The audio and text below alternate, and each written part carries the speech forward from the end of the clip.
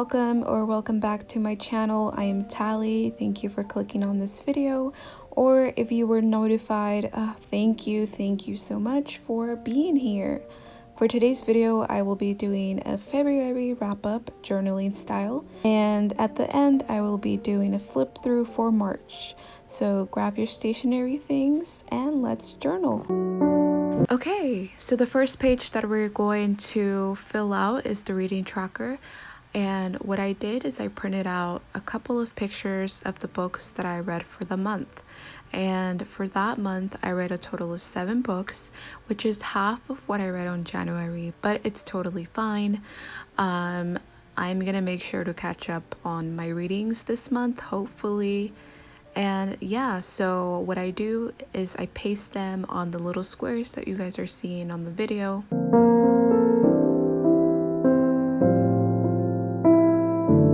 Once I'm done with the reading tracker, I go on the next page, which is pages read, and I check to see how many pages each book has, so I'm able to count the total pages that I read for that month.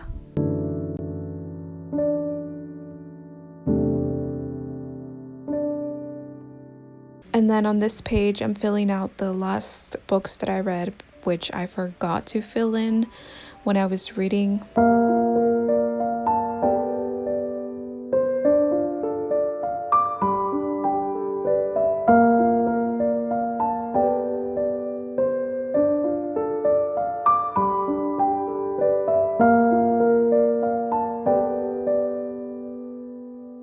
Once I added all the pages, my total came out to be 1,917 total pages read for the month of February. Okay, so the first book that we're going to be talking about is Concrete Rose by Angie Thomas. This was so lovely. It was such an amazing book that I have added to my favorite books list. I enjoyed Angie Thomas' writing style. It was very easy and straightforward. It was funny, and it included such powerful characters. 17 Years Before the Hate You Give, so it is a prequel to that book. You don't necessarily need to read that book first. It doesn't really matter. It explores Black boyhood and manhood, written in first-person point of view, as we follow Maverick Carter, who is a 17-year-old high school senior and a member of the King Lord's gang. It takes place in Garden Heights, a fictional Black neighborhood. He is the son of a former gang legend who is imprisoned, and a son of a very hardworking, supportive mother who works 2 jobs in order to maintain her family. Maverick makes money on the side by selling drugs without his mom knowing. He suddenly realizes that he has a baby with a girl that he slept with once, and that this becomes one of the hugest plots of the story. So this book is very fast-paced. It has a lot of action and a lot of drama in this book, which made it very powerful because it just felt very real, a very real life situation. After the mother of the baby leaves her son with Maverick, he realizes that dealing drugs, having to go to school, and raising a child at the same time has been very difficult. So when he's offered the chance to go straight, he takes it. So some of the themes of the story were revenge, responsibility, loyalty, and what it really means to be a man. So the story does contain violence and poverty that I found very important and powerful. Maverick is an amazing character that I really cared for. I love how Maverick was described as this innocent, funny, and a very caring character who just wanted a better life for himself. And roses were a huge symbol to this book because when Maverick decides to better his life, he begins to work for a neighbor in his garden, and in that section they begin to plant roses. Since it's winter, Maverick mentions that the roses are going to die, but his neighbor says that roses can handle anything. And I feel like this was a reference to him because in the beginning he feels very desperate and very angry at himself that he can't handle his own baby, and because this is the first time that he does something like that, raising a kid. I mean, he's just a kid.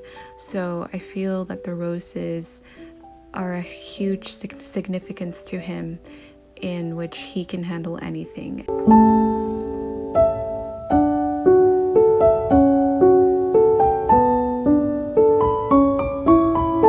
second book that I read is There by Tommy Orange. Some trigger warnings are gun violence, rape, substance abuse, blood, and gore. This is another amazing read of the month. The genre is fiction and contemporary. It follows 12 characters from Native communities all traveling to the big Oakland powwow. All of them are connected somehow, and the way the author incorporated that connection with all these characters was amazing and brilliant. Their chorus of voices tells the loyalty of the urban Native American with a complex and painful history, inheritance of beauty and sacrifice. The writing was just so beautiful. It was smooth and it was very gripping. Because of the amount of characters, I felt that it was difficult at times to follow some of their stories, since I found myself caring about some of them more than others. But at the end, it wraps up very nicely. It was something unexpected, and it definitely left me shocked.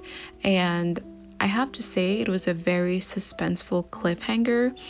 And I know the author has been working on the second book, but I have no idea if it will be out soon or in the next couple of years. So please pick this up. I highly recommend it. The third book I read is Dear Justice by Nick Stone. This is the sequel to Dear Martin, so I do recommend you guys reading that one first before picking Dear Justice up. Incarcerated Quan writes letters to Martin about his experiences in the American prison system. Quan enters a not guilty plea for the shooting death of a police officer and is placed in a holding cell to await trial. Written in a series of flashbacks and letters, we follow two black boys who were raised in the same neighborhood, same childhood, same situation, and ended in a complete different life. It was a great novel to read to our students about the American justice system. I am not a fan of the writing style, the way it switches from flashbacks to the present forms of letters, because I got lost at times. But if you like that, great, you'll love it. I felt that both Quan and Justice didn't have a connection, since it's only mentioned that they met one time at a playground, but it definitely makes sense later on in the story. Some themes in this story are justice, growing up, identity, support, and community. It was emotional and a perfect ending to the sequel. I enjoyed reading from both of these characters and recommend it. The book that I read is I'm Not Dying With You Tonight. So this is a YA contemporary. It follows two characters, one white, one black, with very different lifestyles and ways of thinking. Lena, who only cares about her boyfriend, who seems to not care about her, and Campbell, a new student who is trying to get through the school year. Both of them attend a Friday night football game, and what neither expect is for everything to descend in chaos. Chaos born from violence and hate. They just met, hardly friends, but only have each other to survive the night. The night was long, very chaotic. The city is up on flames and there are cops everywhere. So many things were going on, but I feel that was what the authors intended to do, for both characters to understand each other. Campbell, who is the white character, is clueless in the beginning of what black people go through. Lena feels she's in more danger because she's black, while Campbell thinks the cops can help. I was hoping to get to know more about them, but since the book only took place in one night, it was enough to know that the book was about the perspective and assumptions we make about people. It was very fast-paced and important read about race and prejudice, and I ended up rating it a 4 out of 5. Next book is Truth Is by Nonieka Ramos. This is a YA LGBT book, and I was so excited for this book as soon as I read the synopsis, but boy was I disappointed. It follows Puerto Rican teen Verdad, who is struggling with identity and also struggling to process the recent death of her best friend Bianca. She is dealing with high expectations from her Puerto Rican mother and the absence of her remarried father. She keeps everyone at a distance until she meets Danny, who is transgender. I guess what the author intended to do with this protagonist is to develop her in this clueless, racist, and sometimes homophobic character, but I did not see any development. I was annoyed through the whole novel about her actions and found myself irritated and wanted to DNF so many times. Of course, it was a great plot, but I wish it could have been written with a better character. Some themes are identity, love, and self-worth, and I ended up rating it a 2 out of 5. Into last book, I read Look Both Ways by Jason Reynolds. Jason Reynolds is author of several children and YA books, and I have completely fell in love with his writing. This novel is told in 10 blocks, showing all the different directions a walk home can take and what happens after the dismissal bell rings. Oh, and a school bus falling from the sky plays a huge role in the story. Each block, the author writes about different kids who are always rushing to get out of class. This was a very sweet, cute, and fast short story that I found very nostalgic because I also used to walk home from school and a lot of things used to happen. It was like an adventure like these kids put me through. Although it wasn't a plot that interested me at first, I'm glad that I read it because it was so creative and funny, and I ended up rating it a 4 out of 5. And the very last book, I read Everything by Nicola Yoon, and I adored this book. I wasn't a huge fan of The Sun Is Also a Star, but I really liked this one. I'm gonna make this short and sweet. Maddie, she cannot touch anything in the outside world or she will die. There was a huge plot twist at the end, and that's what made me really like the story. It was very romantic and both characters had a very deep connection, and that is why it's one of the reasons why I really liked it. It made me laugh, it made me cry. I rated it a 4 out of 5. Alright, hello my friends. So it is the next day. I was journaling the whole day. I'm gonna show you guys my March spreads. I did it off camera because I wanted to really relax while journaling and focus more on my spreads. So yesterday I did show you guys a review of February, and today I'm just gonna show you my spreads for March. So on my left side, I have the March cover. For this month, the theme is kind of space, solar system. I wanted to do it this theme because I bought some of these little photos, different planets and stuff, so I thought it would be cute for March. So on the top right here, I tore a piece of construction paper and I wrote down March with the year, and I just drew some stars and I put a washi tape on top. I also wrote down some goals for this month on this little writing section, and I just put it right here, look up at the stars. And then on my right side I put a small calendar because I do use my journal to keep track of the days, because there are some times where I just forget what day it is, and I feel like if you put a calendar on your journal, it helps you a lot. And yeah, so I just decorated it with some doodles up here, and I put a photo on this side. Alright, and then we're gonna flip to the next page. On this page I started my weekly agenda. So starting out with March 1st, I already filled it out. Today's March 2nd, so I did fill it out as well. And then I kind of filled out March 3rd because I want to be ready for tomorrow morning. I usually fill it out a night before, or sometimes I wake up in the morning and I fill it out so I can know exactly what I'm gonna do. But these are the 3 main things that I do in the morning. I get coffee, breakfast, and then I put the times that I have to work, and then Wednesdays are usually my upload days, so I do have a reminder down here. And yeah, so I just decorated it with different doodles of the moon, the faces of the moon down here. And then next page, I still have the weekly agenda. I think there's like 3 pages for that because it is a long month. There are 31 days. So I just put 2 photos on this side. I just did several doodles on here. On this side I did get some inspiration from Pinterest, highlighting the days, and then this format that I did.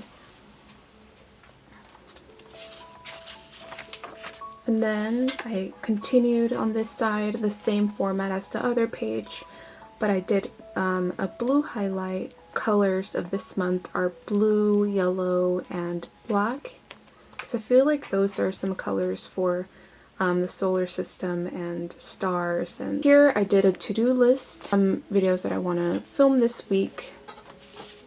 And then on this side, it marks the end of my weekly agenda.